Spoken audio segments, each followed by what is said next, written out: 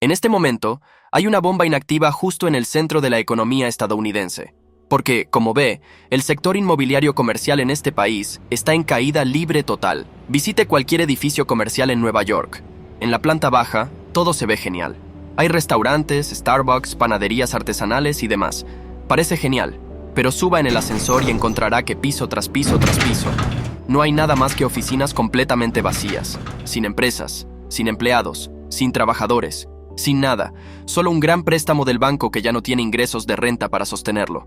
Eso es exactamente de lo que estoy hablando. Es justo decir que estamos viviendo en una nueva era dorada. Los 1920 fueron, por supuesto, una era dorada, y los 2020 parecen ser también una era dorada. En la superficie, todo parece estar bien. Es la ciudad de Nueva York, la capital comercial de América. Hay espacios como este para rascacielos apretados uno junto a otro. Gente caminando por ahí. Quiero decir, de nuevo, en la superficie, todo parece estar en auge, pero por dentro, tiene edificios vacíos uno tras otro, con pisos y más pisos completamente desocupados. De hecho, movamos este episodio a un lugar un poco más apropiado. Pero por supuesto, no es solo Nueva York. Lo mismo ocurre en muchas otras grandes ciudades también. Chicago, Dallas, Houston, Los Ángeles, Washington, D.C., San Francisco, Denver, Seattle, San José, Portland, Atlanta y así sucesivamente. De hecho, en este momento, Estados Unidos tiene aproximadamente 1.000 millones de pies cuadrados de espacio de oficina desocupado, justo como este. Solo para una visualización, si apila todos estos pisos vacíos uno sobre otro, formarían un edificio de 48.000 pisos de altura, lo suficientemente alto como para alcanzar la Estación Espacial Internacional, y con muchos de los préstamos en estas propiedades que maduran en los próximos 2 años, bueno, esto es un testimonio de una bomba de tiempo para la economía en general. Porque un problema de esta magnitud no solo afectará a los ricos inversores que poseen estos edificios. En cambio, al igual que con la crisis financiera del 2008, podría terminar siendo usted y yo, el estadounidense promedio, quien tenga que pagar la cuenta. De hecho, hay un viejo dicho que captura este momento perfectamente. Si le debe al banco $1 millón, el banco lo posee. Si le debe al banco $100 millones, usted posee al banco. Y eso es una metáfora bastante apropiada para lo que está sucediendo en este mismo momento, porque al mismo tiempo que el espacio de oficina se ve así en todo el país, tiene una deuda enorme de $1 billón que está a punto de vencer en los próximos 2 años. Y lo que muchos bancos en todo el país están a punto de descubrir es que ese $1 billón simplemente ya no está. Sin embargo, antes de entrar en cuáles bancos serán los más afectados, y probablemente no son los que piensa, déjenme retroceder un momento y explicar cómo llegamos aquí. Como muchos problemas estructurales, las grietas comenzaron a mostrarse realmente en el año 2020. Verá, incluso antes de la pandemia, muchos analistas ya estaban sonando la alarma, diciendo que el mercado inmobiliario comercial estaba en territorio de burbuja y que cualquier interrupción grave podría estallar esa burbuja. Y eso parece ser exactamente lo que sucedió. 3 factores llevaron a la implosión del sector inmobiliario comercial. El primer problema vino en forma de confinamientos. Cuando las 2 semanas para aplanar la curva se extendieron a meses y luego a años, la necesidad de alquilar espacio de oficina cayó en picada. Pero luego, incluso después de que terminaron los confinamientos, muchas empresas optaron por reducir su huella de oficinas, implementando un modelo de trabajo híbrido. Trabaja desde casa algunos días y luego va a la oficina algunos días. Algunas empresas, sin embargo, fueron aún más allá. Por ejemplo, Yelp, que en ese momento tenía aproximadamente 4.400 empleados, cerraron casi todas sus oficinas a nivel nacional y se volvieron completamente remotos. Al hacerlo, el CEO de Yelp lanzó esta declaración aquí mismo, diciendo que el futuro del trabajo es remoto, y como solo alrededor del 1% de su fuerza laboral optaba por ir a la oficina, decidieron simplemente cerrar casi todas sus oficinas. Ahora, por supuesto, no todas las empresas tomaron este enfoque. Muchas empresas terminaron regresando a la oficina. Sin embargo, la realidad es que incluso ahora, 4 años después de la pandemia, muchas personas todavía están trabajando desde casa. De hecho, hubo un informe reciente publicado por Castle Systems. Es una gran empresa de seguridad y el informe estaba observando el tráfico de personas en 10 ciudades diferentes.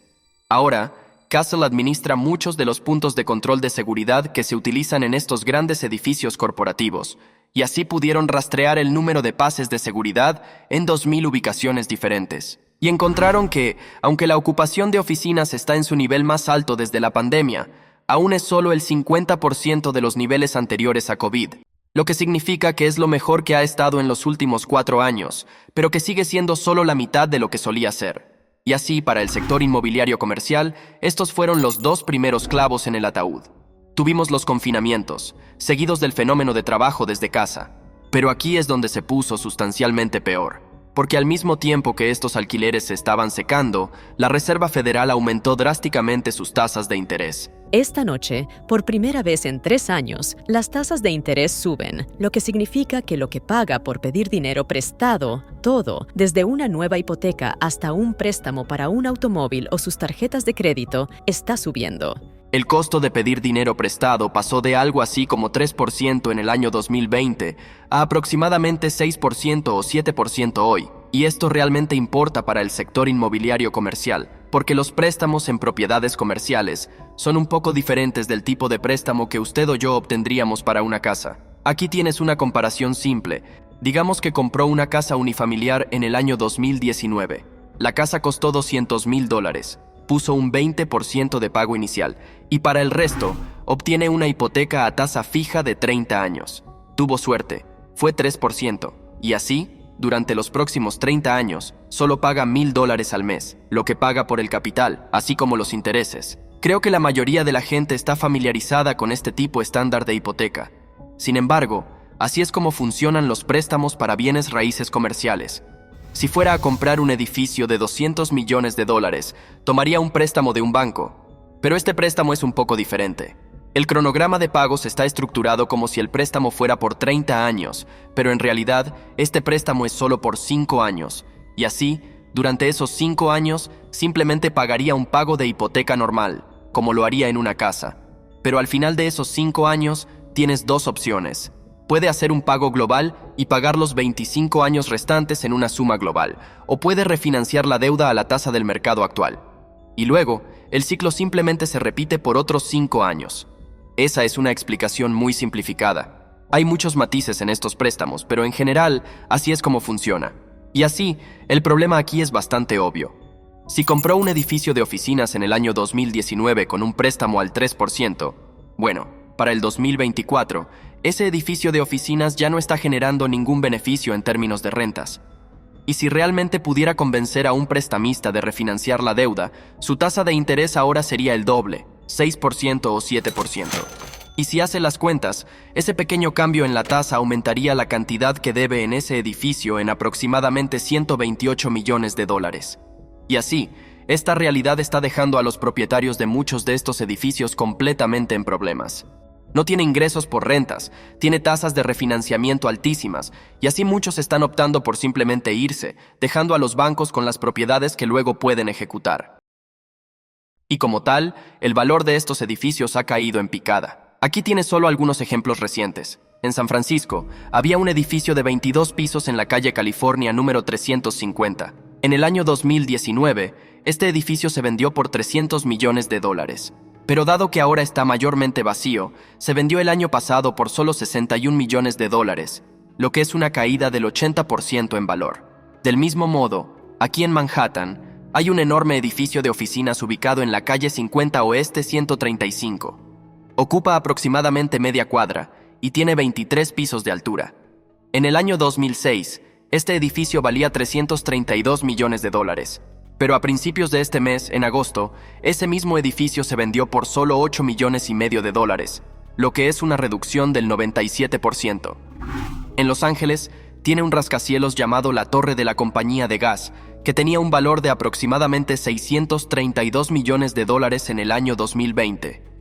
Pero a principios de este mes, en una venta por ejecución hipotecaria, se vendió por $215 millones, lo que es un descuento del 65%. Y la lista sigue y sigue. En Baltimore, tiene el White Marsh Mall, uno de los centros comerciales más grandes de la ciudad, y recientemente se valoró en solo $80 millones, bajando desde $300 millones hace solo 10 años. En Los Ángeles, un misterioso inversionista chino compró un enorme rascacielos por $170 millones menos de lo que se debía de él. En Nueva York, Blackstone acaba de presentar una ejecución hipotecaria en un enorme edificio de 33 pisos en Hell's Kitchen. El edificio Townsend en San Francisco se vendió por un descuento del 50%. La calle 1750 en Washington, D.C. se vendió por un descuento del 72%. El Aon Center en el centro de Los Ángeles se vendió por un descuento del 45%. Union Bank Plaza, que es un edificio de 40 pisos en Los Ángeles, se vendió por un descuento del 47%, y así sucesivamente. Hay cientos de estas ejecuciones hipotecarias comerciales cada mes. Además, solo como una parte, si desea ver el estado actual de estas ejecuciones hipotecarias en el futuro, solo diríjase al sitio web de 10/X. Tiene una lista continua de propiedades inmobiliarias comerciales que están listas para una subasta de 2 días. Y quiero decir, solo mire estos precios. Las ofertas iniciales están muy por debajo de lo que probablemente consideraría razonable para este tipo de propiedades. Tiene enormes edificios de oficinas que se venden por solo $1 o $2 millones. Ahora, obviamente estos son grandes negocios. Si está buscando un edificio de oficinas en este momento, probablemente sea un buen momento para comprarlo. Y así, los ganadores de toda esta situación son las personas que tienen efectivo y están buscando bienes raíces comerciales. Sin embargo, los perdedores son, en última instancia, los bancos. Prestaron billones de dólares buscando buenos rendimientos, pero ahora solo tienen un montón de edificios que pueden vender por centavos en el dólar. Y aquí es donde llegamos a la bomba de deuda. Como puede ver, la morosidad en el pago de estos préstamos pasó de 3% en el primer trimestre de 2022 a un asombroso 17%, un aumento 5 veces mayor. Además, como mencionamos al comienzo del episodio, $1 billón en deuda inmobiliaria está programado para vencer en los próximos 2 años, lo que significa que aproximadamente $1 billón de esta deuda tendrá que ser pagado en pagos globales o refinanciado. Pero dado que muchos de estos inversores están en problemas, es probable que muchos simplemente incumplan. Ahora, por supuesto, no todos van a incumplir sus préstamos, pero basándonos en estos números, basándonos en las tasas de vacantes, las tasas de morosidad y las ventas de liquidación que están ocurriendo en todo el país, bueno, hay una buena posibilidad de que un gran porcentaje de este $1 billón simplemente desaparezca. Y cuando eso suceda, los bancos que están demasiado expuestos a bienes raíces podrían estar en serios problemas. Quiero decir, probablemente recuerde lo que sucedió a principios de este año con New York Community Bank. New York Community Bank Corp., la empresa matriz de Flagstar Bank, que ha estado en una posición precaria debido a las crecientes pérdidas inmobiliarias, se encontró en una posición aún más envidiable después del jueves por la noche. Fue entonces cuando la compañía informó que sus pérdidas del cuarto trimestre eran $2.400 millones peores de lo que había declarado anteriormente. Una gran parte de su negocio era bienes raíces comerciales e industriales en Manhattan. Sus pérdidas se volvieron asombrosas, aproximadamente 10 veces más de lo que se esperaba que fueran. Tuvieron que recortar sus pagos de dividendos. Eso llevó a que el precio de sus acciones cayera al suelo, y en última instancia, su calificación crediticia se cambió a estado de basura. De hecho, New York Community Bank sobrevivió apenas por un pelo. Fue solo porque los inversores, que estaban preocupados por un colapso más amplio del mercado, les prestaron $1.000 millones para estabilizar el banco. Así de volátil puede ser todo esto. En cuestión de semanas o unos pocos días, un banco aparentemente fuerte puede estar al borde del colapso. Y de cara al futuro, con este $1 billón en deuda inmobiliaria que está a punto de vencer, son los bancos regionales más pequeños los que están en mayor peligro. Eso es porque aproximadamente el 56% de todos los préstamos inmobiliarios comerciales pendientes son de bancos más pequeños. En su pantalla ahora mismo hay una lista de algunos de los bancos más pequeños que están más expuestos a préstamos inmobiliarios comerciales. El número que ve junto a cada banco es el porcentaje que los préstamos inmobiliarios comerciales representan del total de su cantidad de préstamos. Así que en la parte superior tienes a Bank Ozaukee, con sede en Arkansas, con un 68%. Luego tiene a Home Bank Shares y Pacific Premier con un 63%. IBEC con un 59%, la empresa matriz de nuestro viejo amigo, New York Community Bank, con un 57%, y así sucesivamente. Y puede imaginarse lo que podría suceder a un banco que tenga que ejecutar una gran parte del 60% de sus préstamos pendientes. Sin embargo, también vale la pena mencionar que no son solo los bancos pequeños. Los principales bancos de Estados Unidos también tienen una gran exposición a bienes raíces comerciales.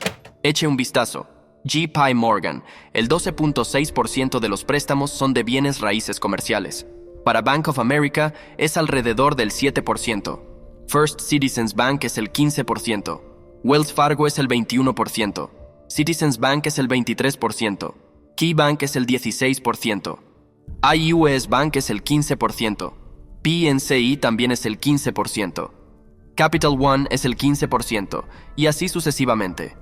Ahora, como puede ver, estos bancos más grandes están mejor diversificados, pero aún están en riesgo de tener miles de millones de dólares en incumplimientos en los próximos años. Y por supuesto, aunque nunca podemos estar seguros de lo que podría suceder en el futuro, si el pasado es una indicación, lo que podría suceder muy probablemente es que los bancos más pequeños serán eliminados, los bancos más grandes vendrán y comprarán sus activos por centavos en el dólar. Habrá una consolidación masiva en la industria bancaria en general.